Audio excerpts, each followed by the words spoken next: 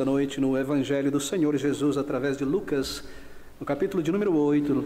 Veja comigo os versículos de número 26 e 27. Lucas, capítulo 8, estas palavras do Senhor Jesus Cristo. E navegaram para a terra dos Gadarenos, que está de fronte da Galileia.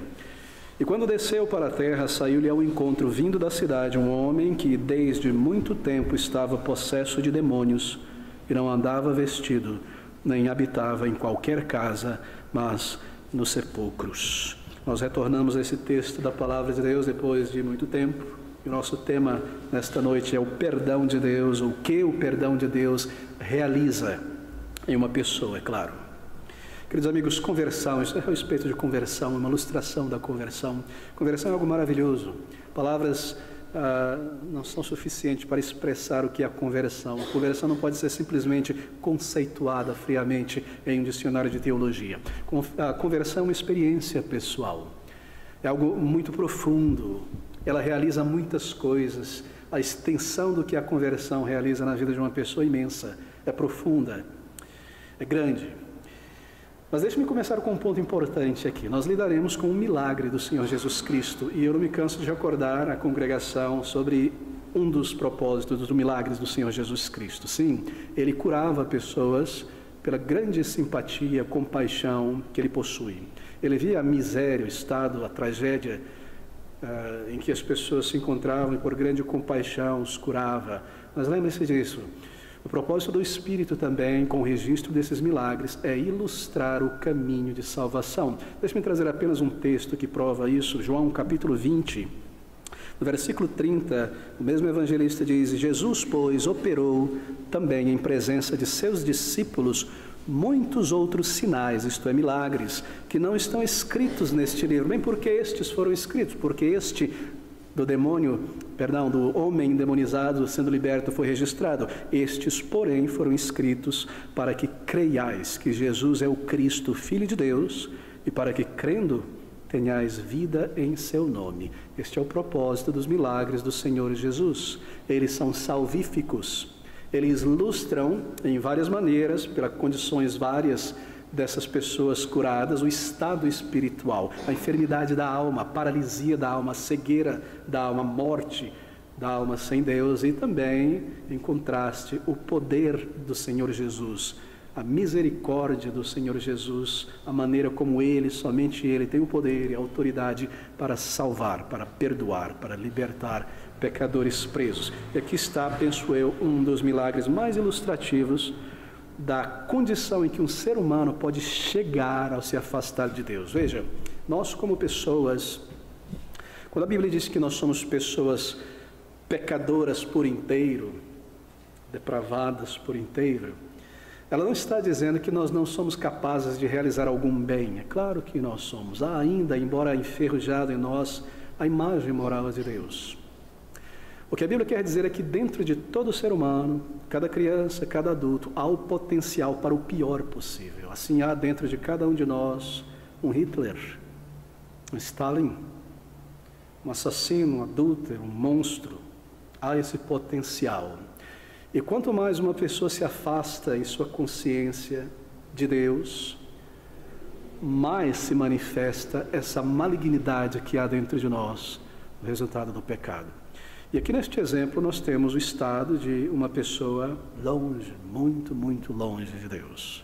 E o que o pecado pode causar e a que ponto uma pessoa pode chegar longe do Senhor. E em contraste, o poder de Cristo, a que ponto esta luz alcança no profundo das trevas. E querido amigo, eu espero que de alguma maneira o Espírito fale ao teu coração e haja aspectos aqui que ilustrem a tua vida. E te trago a esperança de que o Senhor Jesus Cristo é poderoso para salvar qualquer pessoa, em qualquer condição, que o busca de todo o coração. E vamos considerar este maravilhoso milagre. Nós lemos aqui sobre um homem possesso, um homem da cidade de Gadara. E a cura desse homem, ilustrando a conversão. Conversão, querido, é uma obra de Deus, uma obra do Senhor. O versículo de número 27, quando desceu para a terra, Gadara, saiu-lhe ao encontro vindo da cidade um homem que desde muito tempo estava possesso de demônios, não andava vestido nem habitava em qualquer casa, mas nos sepulcros. Gadara é uma vila em Israel, na Galileia. Se você pensar sobre o Lago da Galileia, nesse formato que ele tem de uma harpa antiga, de um ovo, da Kinereth, não é a harpa. Aqui está Cafarnaum ao norte, onde deságua o Jordão. Um pouco ao sul, na região oriental, está Gadara, a região mais alta. E este homem vem de lá. O Senhor atraca ali com os seus discípulos. Ele foi em busca deste homem. Ele sobe pelo barranco daquela margem e logo ele é avistado por aquele homem nessa condição, neste estado. Bem, nós lemos que ele estava nesse estado de possessão demoníaca. Bem, não era uma enfermidade psiquiátrica que ele possuía, não eram espasmos de esquizofrenia psicopática, fora de si e depois voltava assim, não. Era uma real possessão demoníaca. Muito diferente das supostas possessões que nós vemos na televisão, ensinadas muito mal. Em nossos dias, esta é uma possessão verdadeira. E não era apenas um demônio, mas um grupo deles, vários deles. E assim aquele homem, aquele indivíduo, ele estava fora de si, do autocontrole, do seu senso como pessoa, dominado por uma força muito maior que a sua própria força, que a sua própria vontade, possuído por uma vontade muito maior que a dele própria. E nos é dito, ou melhor, não nos é dito exatamente como isso aconteceu. O que nós sabemos é que antes da vinda do Senhor Jesus Cristo, Satanás tinha a liberdade de possuir pessoas mesmo contra a vontade delas. Na maioria das vezes, eram atraídas pela mentira ou pela idolatria, por um estilo de vida muito anti-Deus e se abriam para o maligno e assim eram dominados por ele. E nos é dito que ele estava nessa condição não há pouco tempo, mas há muito, muito tempo. E ninguém podia fazer nada e ninguém conseguia sair de um estado espiritual desse sozinho, por si só. Nós não lemos no registro da Bíblia, no Antigo Testamento, nenhum exemplo de alguém que conseguiu por si sair desse estado, dessa condição de possessão demoníaca. Ali está ele, nu, sujo, fétido, ferido, longe de casa, ninguém queria tê-lo perto, ele não queria estar perto de ninguém, assim ele estava completamente dominado por aqueles espíritos. Uma força muito grande, e esta força também produzia nele uma força incrível, a tal ponto que as pessoas tentavam acorrentá-lo e ele quebrava aquilo como pequenos fios, como pequenas linhas. Uma pessoa completamente possuída, ninguém conseguia domá-lo, ninguém conseguia ajudá-lo, ele estava fora de controle. E queridos amigos, aqui está exatamente o primeiro retrato de um ser humano longe de Deus. Bem, nós não estamos possuídos por demônios, mas isso ilustra o ser humano longe de Deus. No que se refere a Deus, isto é, a lei de Deus, a vontade de Deus revelada em nossa consciência e em sua palavra, nós estamos fora de ordem, nós estamos fora de controle. Assim nós vivemos. Nós conhecemos a lei de Deus inscrita em nossa consciência e nós colocamos ela de lado, em rebelião, fora do controle de Deus, da vontade de Deus, para viver o nosso pecado, viver a nossa vida. Esse demônio, este homem endemoniado que chegou ao fundo do poço, assim por dizer, ele representa cada um de nós em estados diferentes, digamos assim. Nós somos pessoas assim antes da conversão, rebeldes contra Deus, vivendo neste mundo que pertence a Deus. Aquele homem dominado por uma força maior dentro dele, e aqui estamos nós, dominado por forças dentro de nós, apetites, nosso orgulho, nosso temperamento, que nos leva a pecados de todos os tipos, a fazer coisas que nós nos arrependemos, ou pelo menos sentimos remorso depois do que fizemos, mas não tivemos controle. Por quê? Porque o pecado que habita dentro de nós é muito mais forte do que a nossa vontade. Não é algo interessante que nós podemos aprender sobre o ser humano, que ele possui uma consciência. E a consciência nos informa do bem e do mal, do certo e do errado. Todavia, essa consciência não tem poder para nos fazer o bem, nem para nos refrear do pecado. Assim nós estamos dominados por uma força maior. Você já experimentou isso? Talvez muitas vezes, não é? Um temperamento terrível, uma cólera, um ódio, um desejo de fazer algo e você é levado por essa força. Esse é o pecado que habita em cada um de nós. Ou qualquer outro tipo de pecado, a imoralidade, a desonestidade. Aquele homem estava dominado por uma força maior que a sua. E aqui estamos nós, representados nessa figura. E essas coisas, é claro, elas ditam a nossa maneira de viver, o nosso curso de vida. Veja, ela é como um timão, essa força pecaminosa em nós, ela nos muda de direção. De repente na vida ali estamos nós navegando pela vida em uma certa direção e de repente um ato horrível de traição ou de violência muda completamente a nossa vida. Essas coisas nos dominam, elas são mais fortes do que nós.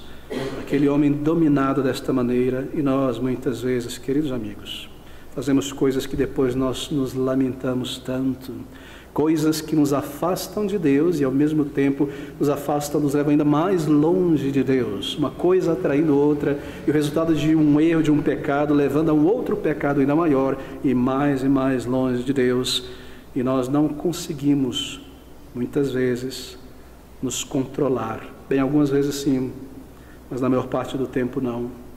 E aqui está esse homem em estado lastimável, ele representa o estado de uma pessoa antes da conversão. Por que é que este exemplo de uma pessoa num estado hiperbólico, superlativo como este é colocado aqui? Porque ele cobre todos os exemplos possíveis. Seja dominado por um pecado em particular ou por milhares, tudo é representado aqui. Uma força maior do que a nossa consciência, chamado lei do pecado. Uma lei, diz o apóstolo Paulo. Como uma lei? Bem, pensa sobre a natureza, leis físicas, não é? Nós falamos sobre a lei da gravidade, que tudo que é jogado aqui dentro dessa atmosfera vai cair, parece ter uma força puxando, não é? Esta é a lei que opera em cada homem e mulher não convertido. Uma gravidade para o pecado, uma inclinação para fazer o mal, para se afastar de Deus.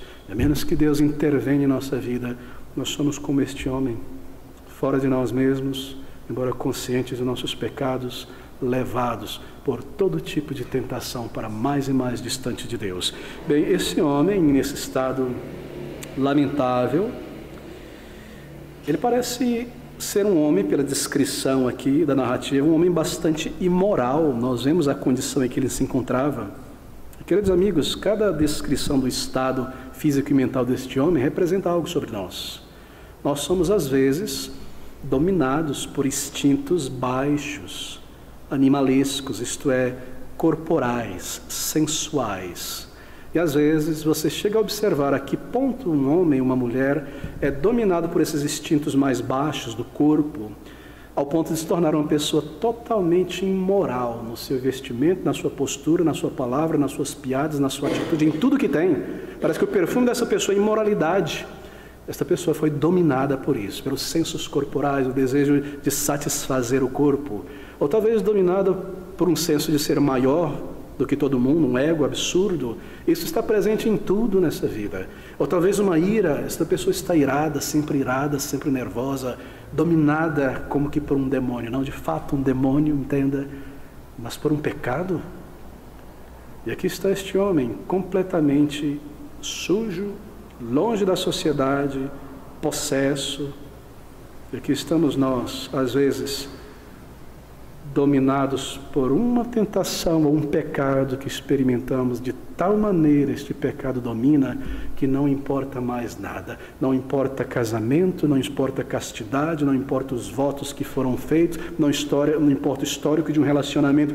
Tudo é passado por cima, porque eu sou dominado pelo meu pecado e eu devo satisfazê-lo. Aqui está a nossa condição, queridos amigos. Quantas coisas trágicas e absurdas nós lemos, ou realizamos, ou vemos pessoas fazer, que nós ficamos chocados. De repente alguém age dessa maneira. E aqui está a explicação. Pecado que domina os corações. Bem, ele vivia fora da cidade, sem lar, vagando por sepulcros. Não era exatamente um cemitério. Sepulcros aqui tem ideia daquelas pequenas cavernas, buracos nas rochas em uma determinada região, onde sim colocavam corpos, mas onde pessoas párias da sociedade se escondiam, e essas pessoas endemoniadas também encontravam seu refúgio nesses lugares desérticos, onde não haviam pessoas. Não deserto no sentido de areia, Saara, mas lugares longe das pessoas. E aqui está ele, fora da cidade, fora da comunhão, do contato com outras pessoas, da civilidade, sem lar, vagando. E espiritualmente, entenda isso, Cada um de nós somos e vivemos assim antes da misericórdia de Deus nos alcançar e o perdão. Nós não temos um relacionamento real com Deus, o nosso Criador, nós sabemos dele por nome. Nós cremos que ele existe, mas não há contato, não há pessoalidade, não há um relacionamento de pai e filho. Nós estamos fora do reino de Deus, não temos um lugar garantido no céu, vagando por este mundo desértico de sentido e significado, nos entregando a todo tipo de coisa que nos destrói e nos torna menos do que seres humanos, mais como animais que vivem em busca do prazer. Ele representa-se em cada um de nós. Sejamos nós mais extrovertidos, abertos em nosso pecado, ou mais polidos em nossa pecaminosidade, aqui está o nosso retrato. É por isso que ele é colocado aqui como exemplo. Mas o que é mais dramático, extraordinário, é o que acontece aqui nesse versículo de número 28. Observe quão interessante é o estado da alma. Versículo de número 28, nós lemos: e quando viu a Jesus, aquele homem viu a Jesus subindo ali naquele barranco para a terra, correu, é claro, e prostrou-se diante dele, exclamando e dizendo com grande voz: que tenho eu contigo, Jesus, Filho do Deus Altíssimo, peço-te que não me atormentes. Não é extraordinário? Ele sai do sepulcro e corre em direção do Senhor Jesus Cristo quando vê. Parece que ele sabia instintivamente, de alguma maneira, que aquele homem era o Senhor Jesus Cristo, Salvador. Há ali dentro dele um impulso, uma comoção que o leva a correr em direção ao Senhor Jesus Cristo.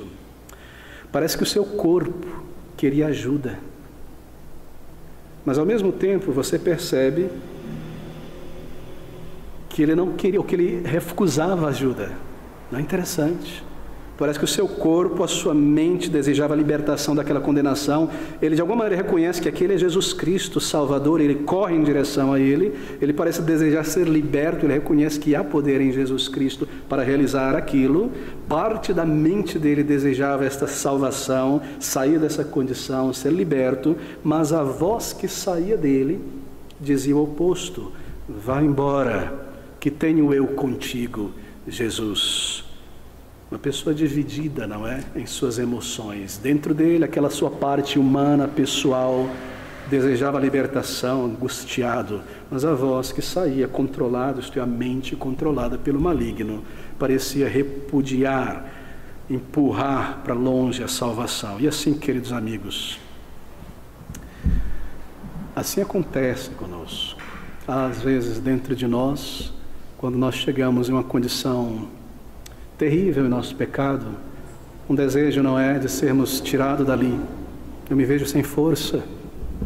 Como eu cheguei a esse ponto?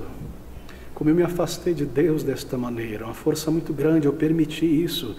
Eu quero sair desse estado, eu quero ser perdoado, eu quero ter a minha culpa removida, me aproximar de Deus, eu quero ser liberto, eu quero estar com o povo de Deus, amar a Deus, servir a Deus. Há esse desejo, essa comoção. Se eu pudesse encontrar sentido na vida e conhecer a Deus e ter o perdão, a paz de Deus, a ajuda de Deus em minha vida, o céu, uma nova vida que estas pessoas dizem ter, a paz que eles têm eu não tenho, como eu desejo isso. Mas outra parte de nós diz assim: fique longe de mim, Deus. Fique longe de mim, Senhor Jesus Cristo, porque eu quero a minha vida para mim mesmo.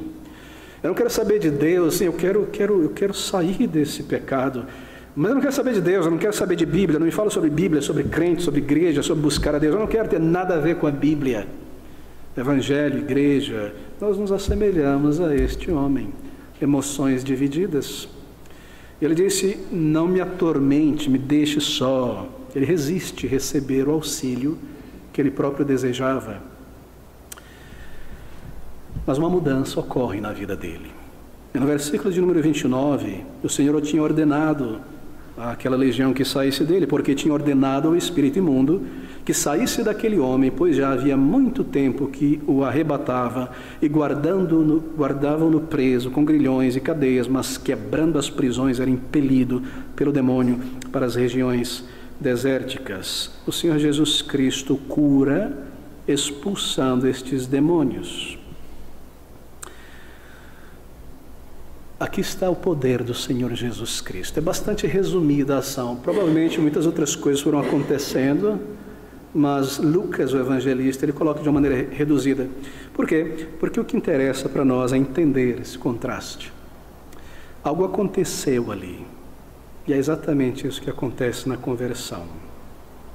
Aconteceu com aquele homem o que ninguém podia fazer. No versículo 35, as pessoas saíram a ver o que tinha acontecido. Observe.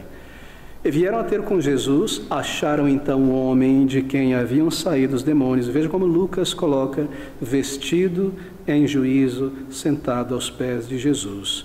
E eles temeram. Algo aconteceu, algo que ninguém podia fazer, algo interno. Não foi uma clínica para viciados ou para maníacos que resolveu. Não foi a pessoa cair em si, peraí, eu preciso cuidar de mim mesmo, como é que eu posso fazer isso comigo? Eu preciso me amar mais, nada do tipo. Não foi a sociedade, não foi a força, não foi a violência e não foi gradativo também. Não foi pela filosofia, pelo autoconhecimento pessoal interno, foi algo, de repente, um poder muito maior e uma transformação imediata e muito grande registrada aqui. E aquilo foi feito, você percebe que quase contra a vontade dele, não é? Quase contrário. Que tenho eu contigo, Jesus Cristo. Ele parecia resistir muito em receber o auxílio.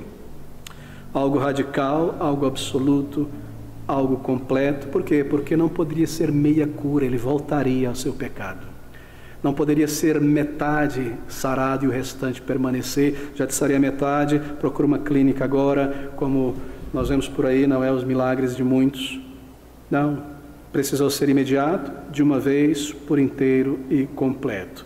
E é isso que acontece na conversão, na salvação. A salvação é uma transformação interna que transforma a vida por inteiro de uma pessoa. Quando alguém, cativo pelos seus pecados, mas consciente deles, da culpa, vai ao Senhor, este processo de ir e de voltar e de lutar contra Deus e de voltar ao pecado e desejar ser salvo, ele clama a Deus por misericórdia, os seus pecados são perdoados, mas também a sua vida é transformada. Ele recebe grande graça, grande poder para viver uma vida agradável a Deus e não voltar ao seu pecado, não se arrepender do seu arrependimento. E é isso que acontece, é ilustrado aqui. Claro, embora haja um período de preparação, em que Deus abre os meus olhos para o estado da minha vida e o meu pecado e a minha culpa, e Ele me leva a buscá-lo e a me arrepender e clamar. Há um momento em que esta pessoa clama a Deus de todo o coração e vai a Ele por inteiro, e a conversão, a salvação acontece, e essa pessoa é transformada. Por quê? Porque Deus não deixará uma pessoa meio morta, meio salva, meio não salva, meio viva, meio morta. E a transformação desse homem, como a nossa, na conversão, querido amigo, precisa ser assim. Se for aos poucos, nós nunca iremos a Cristo. Nós somos como um viciado em algum tipo de droga muito pesada, que não há como ter uma clínica e processos, nós sempre voltamos. Ao cheiro do vício, nós corremos de volta para ele. É necessário ser uma libertação completa. O pecado tem um domínio muito grande, você tenta agradar a Deus e parar certos pecados, já fez isso? Você percebe como logo você volta a Ele e talvez faça pior do que fez antes. Esse é o domínio que o pecado tem em nós, uma prova do nosso estado de pecado e da nossa necessidade de salvação. E é isso que acontece, queridos amigos. Veja a mudança, é tão gráfica, é tão descritivo aqui o que acontece com ele no versículo 35. E foram e acharam então o homem de quem haviam saído os demônios, vestido em juízo, assentado aos pés do Senhor Jesus Cristo, vestido. Antes ele estava nu, desavergonhado, provavelmente querendo chocar as pessoas em sua atitude. E é isso que acontece conosco. Com a conversão, nós recebemos os méritos que nós não temos para agradar a Deus, o Espírito de Deus. E aquilo do que nós não nos avergonhávamos, nós passamos a ver e sentimos vergonha e desejamos agradar a Deus. Aquele caráter, aquele mau temperamento que eu nunca queria encarar, agora eu vejo. Antes eu dizia assim, eu sou assim, eu sou uma pessoa assim, eu sou nervoso, sou grilado. Faz isso comigo não, que eu sou assim. É verdade, você é assim, eu sou assim. Mas quando a conversão acontece, o perdão, nós somos novas criaturas. Há uma mudança. E aquela pessoa imoral, que respirava imoralidade, ela agora está consciente de que deve ser uma pessoa santa para Deus. Aqui está ele, o homem que estava nu, agora vestido e em seu juízo. Como isso fala a respeito de nós? A conversão me traz de volta a minha mente. Eu havia perdido a minha mente. O mundo a roubou, eu dei de graça ao mundo. Para me afastar de Deus, eu precisei ser irracional, sufocar a voz da consciência, lutar contra Deus para viver o meu pecado. Eu precisei nadar contra a maré. Eu lancei fora oportunidades tantas de servir a Deus e eu vivi uma vida sem perceber que qualquer coisa poderia me derrubar e eu passaria para a eternidade para prestar contas a Deus. Quantas coisas eu fiz, talvez você fez, e eu já ouvi tantos crentes dizer que fez e não percebi a loucura, poderia ter morrido naquela situação, poderia ter pegado uma doença que me aceifaria, aquela pessoa poderia ter matado isso, aquilo. Nós tínhamos juízo? Não, nós não tínhamos, porque o pecado nos dominava, não interessava nada mais. Deu um perigo, nós não percebíamos o perigo, poderia facilmente ser ceifada a vida e lançado no inferno imediatamente, por toda a eternidade. Mas na conversão, o nosso juízo por Deus é trazido de volta. Agora temor por Deus, temor santo, um amor por Ele, um desejo de não pecar. E nós estamos conscientes que Ele nos guarda de verdade, nós podemos clamar a Ele, Ele dá grande força e graça nessa nova vida para nós tirarmos o pé do caminho que conduz à morte. Isto vem de Deus na conversão. Conversão é algo que acontece e transforma uma pessoa. Queridos amigos, observe mais o que é descrito: vestido em juízo, assentado aos pés de Jesus. Assentado. Antes da minha conversão, eu era uma pessoa muito inquieta. Eu tenho conhecido pessoas que eram muito mais inquietas do que eu era. Pessoas que simplesmente não conseguiam parar e sentar por um minuto. Por quê? Porque elas se sentiam incomodadas com o silêncio, porque o silêncio as fazia recordar o estado da sua alma de condenação. Daí a necessidade de estar sempre praticando esporte, entretenimento, ouvindo alguma coisa, enchendo a mente de alguma coisa, sem parar, inquietos, não tenho tempo para ouvir a voz de Deus, Satanás não me permite, se eu estou sentado ouvindo a mensagem do Evangelho, a minha mente vai para lá, vem para cá, vai para cá, eu não consigo parar para ouvir. Eu não consigo entender essas coisas. Muitas vezes, mesmo antes da conversão, Deus aquieta uma pessoa para que ela possa ouvir. Talvez essa pessoa esteja atribulada por algum problema e Deus, por misericórdia, resolve esse problema e agora ela está tranquila para poder ouvir a voz de Deus. Deus traz a pessoa a um lugar onde ela pode agora parar e ouvir e atentar para a verdade da palavra de Deus. Quantas vezes eu tenho ouvido em testemunhos isso acontecido? Aqui está esse homem salvo, com domínio de si. E veja, querido amigo, que maravilha, assentado aos pés de Jesus. Por quê? Porque o Senhor Jesus Cristo, Ele não é apenas Salvador que veio ao mundo, Ele é o Senhor da glória. E ir a Cristo para o perdão é ir para entregar-se por inteiro a Ele e pertencer a Ele. Não existe tais conversões que diz, Cristo me salvou, mas eu dirijo a minha vida. Cristo me salvou, mas muita coisa não mudou não, eu continuo da mesma maneira, eu cantava no palco do mundo, agora eu canto no palco da igreja, mas Cristo me salvou. Não existe tal coisa.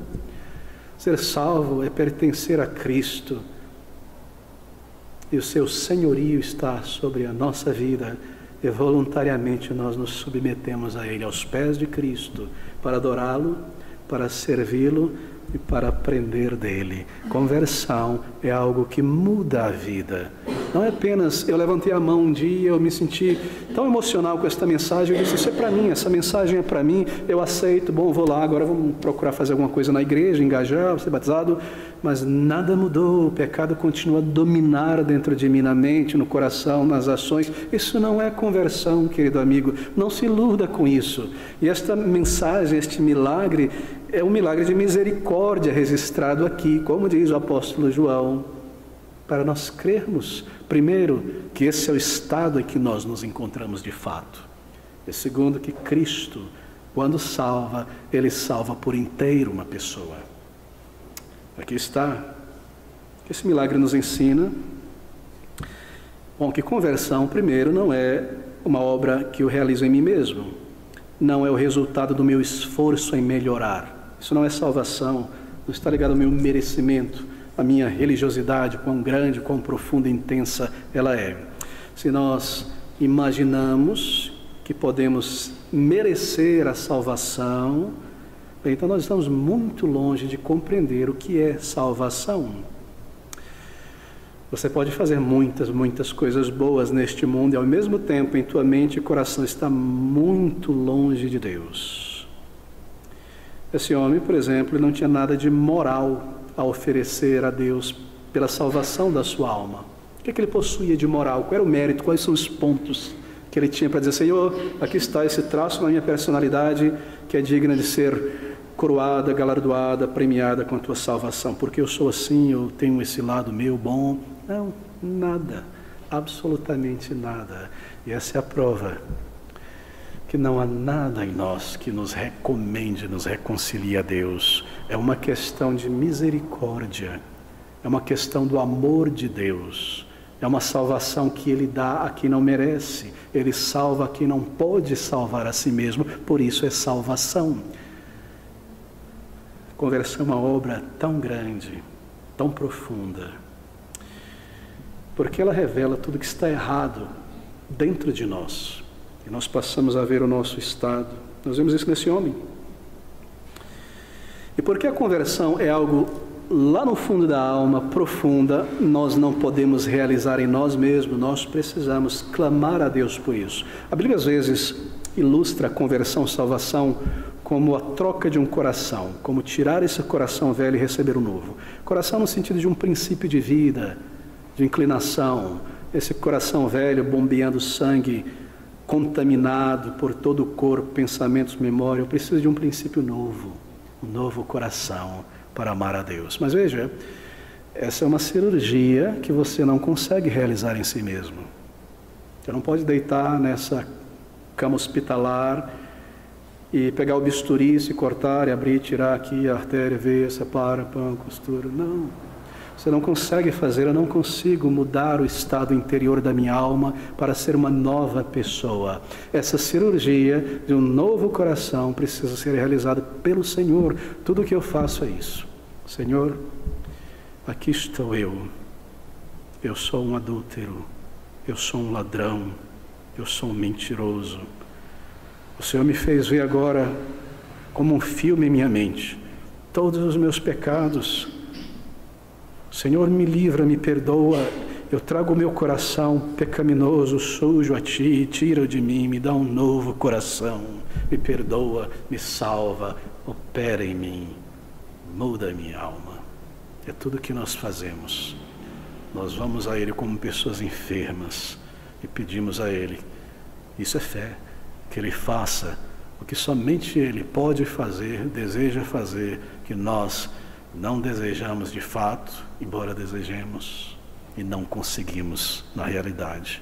Salva, Senhor, me perdoa, me dá de saber e sentir que o Senhor me perdoou, tirando este peso tão grande de culpa que eu carrego por meus pecados. A Tua paz eu rogo, perdão, me reconcilia, eu me arrependo, me salva, ó meu Deus. Você se lança aos pés de Cristo, você vai a Ele para que Ele realize essa cirurgia espiritual, essa mudança de vida. Vem dEle, vem do alto. Isso é ilustrado aqui. O Senhor Jesus Cristo fez tudo. Nada foi realizado por aquele homem. Ele não disse: Senhor, vai me curar, peraí, deixa eu me preparar para ser curado agora. Nada do tipo. Ele simplesmente o liberta. E o resultado é maravilhoso, tremendo, uma nova pessoa. Há uma outra coisa que nós aprendemos da cura desse homem, eu preciso correr para o final. Conversão, é claro, é uma obra espiritual. Sim, é espiritual porque ela te faz sair de um estado animalesco para um estado racional. Por animalesco, eu não quero dizer meramente violento, mas de uma vida meramente para agradar o corpo, o estômago, prazer, sentir. É isso que o animal vive atrás, não é? Ele vive pelo prazer, pelo alimento, pela proteção, mais nada. Ele não possui uma alma. E antes da conversão nós nos comportamos assim, como pessoas menores do que seres humanos criados à imagem e semelhança de Deus. E a conversão é feita e assim nós somos libertos deste estado. Veja a extensão da conversão, é lá dentro. Nós não podemos fazer isso. Nós não podemos voltar a Deus sem o auxílio de Deus, sem clamar a Ele que nos resgate, se nos perdoe. Simplesmente nós não conseguimos acessar o nosso ser interior e transformá-lo. Nem mesmo um homem, um pregador, consegue acessar a alma de uma pessoa desta maneira ao ponto de transformá-la. Esta é uma obra de Deus e é chamada uma nova criação, porque o poder necessário para realizar isso é o mesmo poder que foi necessário para trazer à existência a primeira criação. Quando o Senhor Jesus disse, haja luz, é isso que Ele faz em nós. E nós vemos o nosso estado, e uma nova pessoa é criada ali, uma pessoa para Ele, uma nova pessoa em Cristo Jesus. A conversão também é radical. Veja a cura desse homem. A conversão altera muitas vezes nosso gosto, não por comida, pelas coisas desta vida, nossas buscas, nossos interesses e motivação. O apóstolo Paulo, ao pensar sobre a conversão dele, ele diz assim, aquelas coisas velhas que caracterizavam a minha vida, tudo ficou para trás, tudo passou, tudo mudou. Ele me dá a vida na alma e Ele me transforma como pessoa. É muito difícil crer na conversão de algumas pessoas que se declaram cristãos, crentes evangélicos, quando eles declaram certas coisas que você fica realmente pasmado. Eles não têm prazer, alegria, o gosto por aquilo que o povo de Deus sempre amou, sempre apreciou, sempre entesourou. Uma vida para o Senhor, uma vida diferente do mundo. Quando pessoas dizem, eu não gosto de hinos, eu prefiro aqueles cânticos emocionais que me fazem sentir, é de se ter curiosidade, que você prefira algo tão esvaziado de verdades, do que hinos que comunicam tamanhas verdades. Será que é porque o que me domina é o senso, eu preciso sentir emoção? A conversão nos transforma. E a palavra de Deus, que às vezes é um tédio ler, se torna tão maravilhosa e necessária, você a deseja, você mergulha nela. A conversão transforma a pessoa. Essa é uma evidência da verdadeira conversão. E conversão é uma força e uma obra maior do que a nossa resistência. Ela vence a nossa resistência, porque toda pessoa resiste ao Evangelho em certa medida. Mas vem o Senhor então e inclina a nossa vontade em direção a Ele, a Sua palavra, o Seu Evangelho. Claro, a conversão não é uma operação sobre anestesia geral. Esse novo coração, ele é recebido, digamos assim, com anestesia local. Ser anestesiado aqui, claro, isso é impossível na medicina, mas em nossa ilustração é possível, e você está ali vendo tudo o que está acontecendo.